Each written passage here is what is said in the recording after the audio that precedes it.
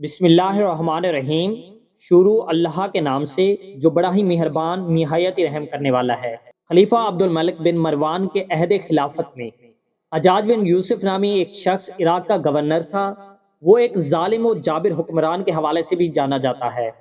یہ وہی شخص ہے جس نے حضرت عبداللہ بن زبیر کو بے دردی سے قتل کروانے کے بعد ان کی لاش کو 3 دن تک سولی پر لٹکائے رکھا، جبکہ اس جنگ میں حجاج بن یوسف نے خانہ کعبہ پر سنگباری کی اور عمارت کو نقصان پہنچایا۔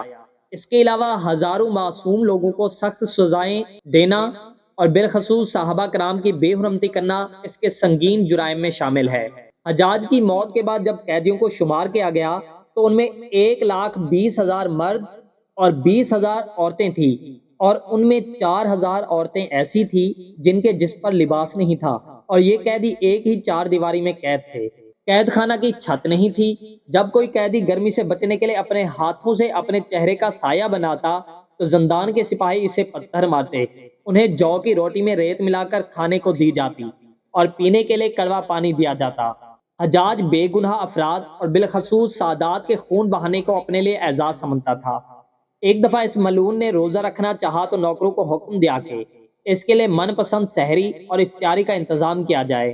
چنانچہ اس کے لیے روٹیاں تیار کی گئی جنہیں سادات کے خون سے گوندا گیا تھا، اور اس نے اس روٹی سے سحری اور افطاری کی۔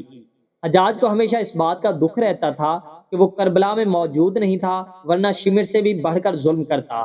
حجاج نے کوفہ و بصرہ کے درمیان ایک شہر کی بنیاد رکھی جہاں وہ 9 ماہ سے زیادہ قیام نہ کر سکا اور 50-55 سال کی عمر میں انتقال کر گیا۔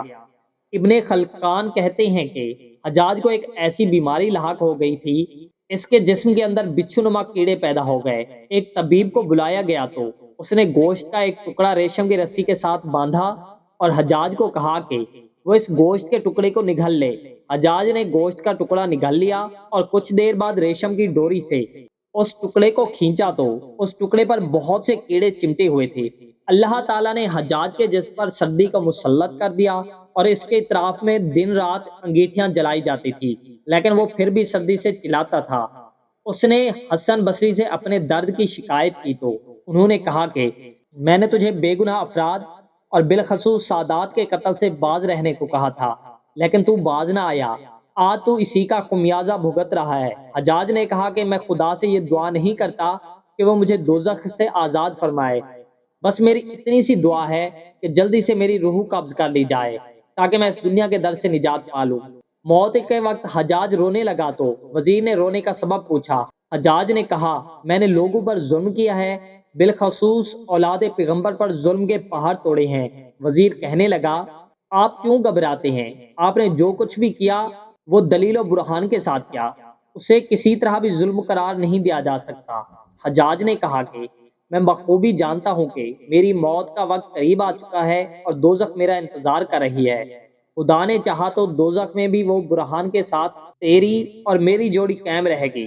حجاج نامی اس شخص کے کرتوت جتنے سیاہ تھے، اسی طرح اس کی موت بھی نہایت ہی دردناک تھی۔ موت کے وقت اس کے جسم میں کیڑے پڑ گئے تھے جو اسے ایک پل بھی چین نہیں لینے دیتے تھے۔ اس کے ساتھ ساتھ اس کے جسم پر شدید سردی مسلط کر دی گئی تھی۔ انگیٹھیاں اس کے جسم کے ساتھ مکس کر کے رکھی جاتی تھی جس سے اس کا جسم جھلس جاتا، لیکن سردی ختم نہیں ہوتی تھی۔ ہماری دعا ہے کہ اللہ تعالی ہمیں ظلم سے بچائے اور لوگوں کے ساتھ حسن سلوک سے پیش آنے کی توفیق عطا فرمائے، آمین۔